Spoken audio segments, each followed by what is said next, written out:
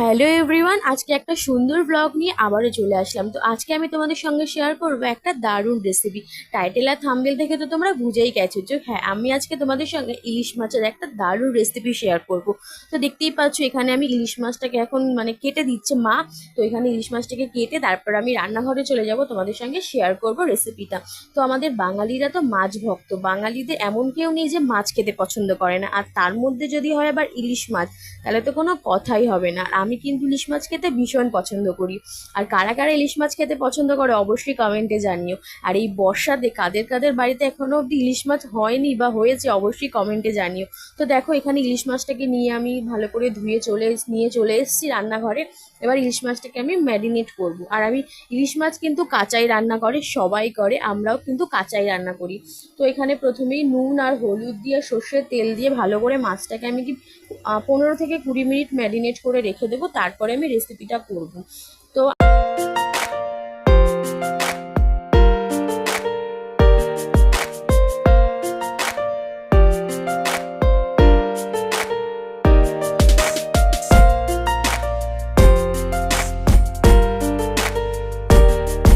না, তো দেখো এখানে কিন্তু সর্ষে পোস্ত বেটে রেখেছি, আর এখানে সামান্য একটু জিরে বাটা রেখেছি, কাঁচা জিরে।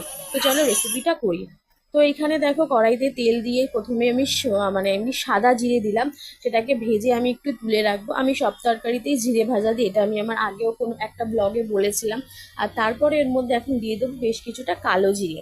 তারপরে ওর মধ্যে আমি আর কি যে পেস্ট করে রাখা মশলাটা আর কি যা যা করে রেখেছিলাম, সর্ষে পোস্ত জিরে কাঁচা লঙ্কা, তো সেটাই ওর মধ্যে দিয়ে বেশ কিছুটা জল দিয়ে দিলাম, দিয়ে ভালো করে ফুটিয়ে এবার নুন আর হলুদ দিয়ে পরিমাণ মতো ঝোলটাকে বেশ খানিকক্ষণ ফুটিয়ে নেবো। তো চলো।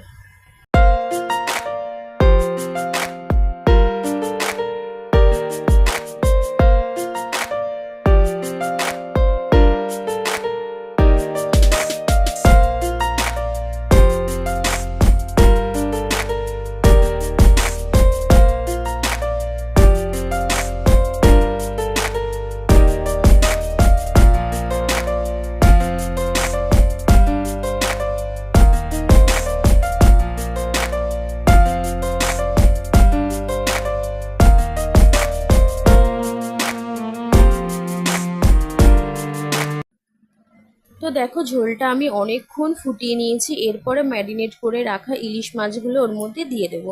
মাছগুলো দিয়েও কিন্তু বেশ খানিকক্ষণ ফুটিয়ে নেব, নইলে কিন্তু মাছ তো সেদ্ধ হবে না।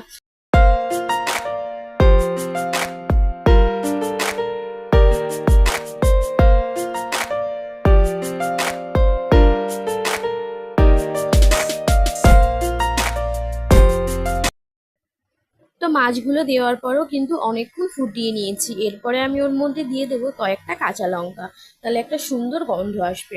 তো তারপরে কাঁচা লঙ্কা দিয়ে একটুখানি ফুটিয়ে নিয়ে ওর মধ্যে কিছুটা কাঁচা সর্ষের তেল দিয়ে নামিয়ে নিলেই কিন্তু আমাদের ইলিশের এই সুন্দর রেসিপিটা হয়ে যাবে। তো তোমাদের আজকের এই সুন্দর ইলিশ মাছের রেসিপিটা কেমন লাগলো অবশ্যই আমাকে কমেন্টে জানিও। আর ভালো লাগলে কিন্তু লাইক কমেন্ট শেয়ার করতে কেউ ভুলো না।